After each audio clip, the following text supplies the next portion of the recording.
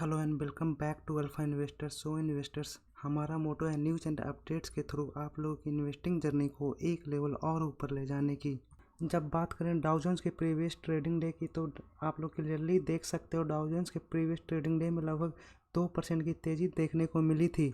और ये तेज़ी की वजह बेरोजगारी डेटा में कमी थी, जहां पर लोगों को रोज़गार तो मिल रहे थे, लेकिन जब कमाई में बढ़ोतरी की बात की जाए तो उनकी कमाई में कुछ खास बढ़ोतरी देखने को नहीं मिल रही थी। और इसी न्यूज़ को बाजार पॉजिटिवली लिया था, और जिस वजह से डाउ जोन्स के प्रीवियस ट्रेडिंग डे में काफ़ी ज़्यादा तेज़ी देखने को मिली थी। और ये तेज़ी आज के दिन इंडियन मार्केट यानी निफ्टी 50 और सेंसेक्स में भी देखने को मिल रहा है। अगर ये बीच के दो ट्रेडिंग डे मीन सैटरडे और संडे को जो हॉलीडे हमारे यहाँ होता है, इस बीच में कोई बैड न्यूज़ इंडियन मार्केट में आती तो ये तेज़ी शायद देखने को नहीं मिलती। लेकिन कोई भी बैड न्यूज़ नहीं आना इंडियन मार्केट के लिए यही गुड न्यूज़ थी। तो इसी न्यूज़ को लेकर आज बाज़ार में काफ़ी ज़्यादा तेज़ी देखने को मिली थी। और जैसे जैसे 12-1 बज रहे थे, वैसे वैसे आप लोग देख सकते हो ग्राफ थोड़ी सी नीचे की ओर जा रही थी। और यही टाइम होता है यूरोपियन मार्केट का ओपन होने का। तो यूरोपियन मार्केट में थोड़ी सी प्रेशर की वजह से बाज़ार में थोड़ी सी डाउनवर्ड ग्राफ देखने को मिली, फिर वो धीरे धीरे रिकवर कर गया। लेकिन सबसे ज़्यादा खुशी की बात, आज के दिन हमारे इंडियन मार्केट में 18,000 के ऊपर जाकर क्लोजिंग दिया, जो कि इंडियन मार्केट को के लिए काफ़ी पॉजिटिव सिंबल है। और जैसा कि आप लोग ऑलरेडी जानते हो कि 18,000 हमारा बहुत बड़ा सपोर्ट और बहुत बड़ा रेजिस्टेंस दोनों ही बना हुआ था इतने वक्त से। और इसी सपोर्ट को, या फिर आपको लोग कह सकते हो इसी रेजिस्टेंस को तोड़कर आज के दिन इंडियन मार्केट ने 18,000 के ऊपर जाकर क्लोजिंग दी है।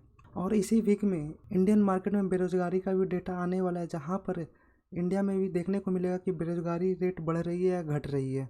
चलिए, जब डेटा आएगा तो उस पर विशेष बातें करेंगे। और अगली बात करें तो सेक्टोरल इंडाइसिस, जहां पर आप लोग क्लियरली देख सकते हो कि पूरे सेक्टर में हरियाली देखने को मिल रही थी। जहां आज के दिन निफ्टी आईटी ने बहुत ज़्यादा कंट्रीब्यूट किया था, और निफ्टी आईटी में लगभग 2% की तेज़ी देखने को मिली। लेकिन जब निफ्टी आईटी का पूरा इंडेक्स देखें तो आज के दिन एक सिंगल स्टॉक भी रेड कलर में देखने को नहीं मिल रहा है। आज के दिन पूरे निफ्टी आईटी में ही हरियाली छाई हुई थी। और इसकी वजह ये भी हो सकता है, जहां पर कुछ दिनों पहले एक रिपोर्ट आ रहा था कि आईटी सेक्टर में काफ़ी ज़्यादा मार्जिन इम्पैक्ट होते हुए देखने को मिलेगा, लेकिन आज ही की एक दूसरी खबर रिपोर्ट आती हुई देखने को मिल रही है, जिसमें आईटी सेक्टर में ज़्यादा मार्जिन इम्पैक्ट देखने को नहीं मिलेगा, जिस वजह से आज के दिन निफ्टी आईटी में बहुत बड़ी तेज़ी देखने को मिल रही थी। और हाल के वक्त में भी जो देखा गया था, निफ्टी आईटी में सबसे ज़्यादा प्रेशर, तो जो सेक्टर सबसे ज़्यादा गिरता है वो सबसे ज़्यादा बाउंस बैक भी करता है।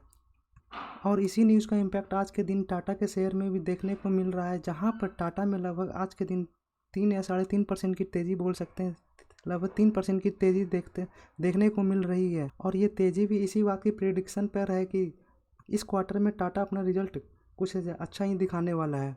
और यही हाल इन्फोसिस, टीसीएस और विप्रो जैसी कंपनी का भी है। अभी के वक्त में मैं जब वीडियो रिकॉर्डिंग कर रहा हूँ, इस वक्त तक टाटा का रिजल्ट देखने को नहीं मिल रहा है। और टाटा का रिजल्ट आज ही आने वाला है। तो जो टाटा का जो रिजल्ट देखने को मिलेगा, ये हम लोग एडीआर में देख सकते हैं, जहां पर एडीआर में इन्फोसिस और विप्रो है। तो इन दोनों की चाल देखकर हम लोग डिटरमाइन कर सकते हैं कि टीसीएस का रिजल्ट कैसा आया होगा। तो आज की रात हम लोग को विप्रो और इन्फोसिस के एडीआर पे नज़र रखना होगा, जहां से हमें एक आइडिया मिलेगा कि कल के दिन हमारे टाटा में क्या इम्पैक्ट आने वाला है। तो रिजल्ट का मौसम चल रहा है, तो आज के दिन टाटा का रिजल्ट देखने को मिलने वाला है। और 11 जनवरी को 5 पैसा का रिजल्ट आने वाला है। और जब बात करें 12 जनवरी की, तो 12 जनवरी की 2 आईटी के बड़ी दिग्गज कंपनी का रिजल्ट आने वाला है, जहां पर एचसीएल टेक और इन्फोसिस का रिजल्ट देखने को मिलेगा। और 13 जनवरी को विप्रो का रिजल्ट देखने को मिलेगा, और 14 जनवरी को डीमार्ट का। और जब भी डीमार्ट अपना रिजल्ट शो करता है तो वो दिन सैटरडे का ही दिन होता है, जैसे कि डीमार्ट और एचडीएफसी बैंक दोनों अपने रिजल्ट सैटरडे को ही शो करते हैं। तो आप लोग क्रॉस चेक करने के लिए कैलेंडर भी देख सकते हो। ये बहुत ज़्यादा उम्मीद है कि 14 जनवरी सैटरडे ही होगा।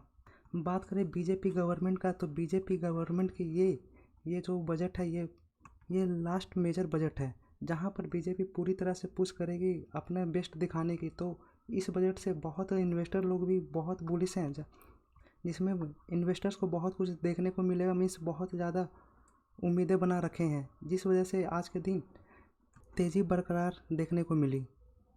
उम्मीद किया जा रहा है कि इस बजट में डिफेंस सेक्टर और इंफ्रा सेक्टर पे गवर्नमेंट काफ़ी ज़्यादा बुलिश होते हुए देखने को मिलेगा, तो आप लोग भी इन सभी स्टॉक्स को रडार पर रख सकते हो। बात करें अगले गुड न्यूज़ की, तो कल ही के दिन एक रिपोर्ट सामने आते हुए देखने को मिल रहा था, जहां पर इंडिया जापान को बीट करके दुनिया की तीसरी सबसे बड़ी कार मैन्युफैक्चरिंग कंपनी बनने वाली है, कार मैन्युफैक्चरिंग कंट्री बनने वाली है। जब भी एक ऑटो सेक्टर ग्रो करता है तो वो अपने साथ बहुत सारी इंडस्ट्री को भी लेकर ग्रो करता है, जैसे कि steel industry, tyre industry, labour industry. तो इस वजह से बहुत ज़्यादा एम्प्लॉयमेंट देखने को मिलेगी, जो कि इंडिया के लिए एक अनदर गुड न्यूज़ है। बात करें अगले स्टॉक की, तो आज के दिन टाइटन्स में लगभग 2% की गिरावट देखने को मिल रही है, और ये गिरावट की वजह अगले आने वाले क्वार्टर का रिजल्ट, जहां पर टाइटन्स ने लगभग 11-12% की ग्रोथ देखने को मिल रही है। लेकिन इन्वेस्टर जो उम्मीद लगाकर बैठे हुए हैं वो 25% की उम्मीद लगाकर बैठे हुए हैं। तो इन्वेस्टर्स का जो उम्मीद पे खड़ा ना होना ही आज के दिन टाइटन्स में गिरावट का वजह बना है। 11% कोई ख़राब ग्रोथ रेट नहीं है, लेकिन जिस उम्मीद पे इन्वेस्टर इस पे पैसे लगाए हुए थे 25% पे, तो बहुत सारे इन्वेस्टर इस वजह से नाखुश होने की वजह से, हैवी सेलिंग की वजह से आज के दिन टाइटन्स में 2% की गिरावट देखने को मिल रही है। और आप लोग क्लियरली देख सकते हो कि आज के दिन मार्केट कितना बुलिश था, जिस वजह उसमें भी आज के दिन टाइटन्स में 2% की गिरावट देखने को मिली। अगर आज के दिन मार्केट बुलिश नहीं होता तो शायद टाइटन्स में 4-5% की भी गिरावट देखने को मिल सकती थी। BYD चाइना की electric vehicle manufacturing car company है, जो कि जिसमें वॉरेन बफेट सर ने अपना इन्वेस्टमेंट बना रखा है। बात करें अगस्त से, तो अगस्त से वॉरेन बफेट सर ने लगभग 5 बार इस कंपनी से अपना स्टेक सेल आउट किया है, जहां पर इन्वेस्टर्स लोग मजबूर हो गए हैं सोचने के लिए कि वॉरेन बफेट सर इस कंपनी को धीरे धीरे क्यों छोड़ रहे हैं। जहां पर वॉरेन बफेट सर का खुद का ही एक स्टेटमेंट है, अगर किसी स्टॉक को 10 सालों के लिए होल्ड नहीं कर सकते तो आप लोग 10 मिनट के लिए भी इस स्टॉक के बारे में ना सोचें। तो इस कंपनी को इतनी जल्दी छोड़ने की वजह क्या है?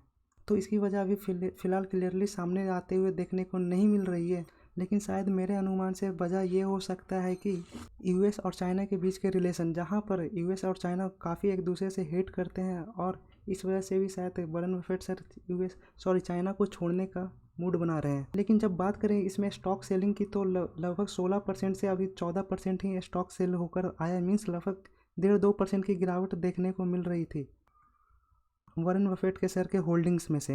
इसमें सोचने वाली बात यह है कि क्या ये सच में मेजर इशू है, जहां पर वॉरेन बफेट सर ने लगभग 5 बार अपने स्टेक को सेल किया है, लेकिन जब होल्डिंग्स की बात करें तो सिर्फ 2% की होल्डिंग, 16 में से 2% की होल्डिंग ही सेल की है।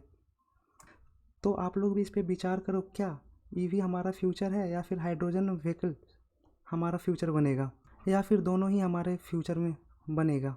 जैसे कि पेट्रोल और डीजल दोनों एक साथ ही हमारे कंट्री में देखने को मिल रहा है, क्या सिमिलरली ऐसा ही फ्यूचर में होने वाला है, जहां पर ईवी और हाइड्रोजन व्हीकल दोनों साथ में देखने को मिलेगा क्या?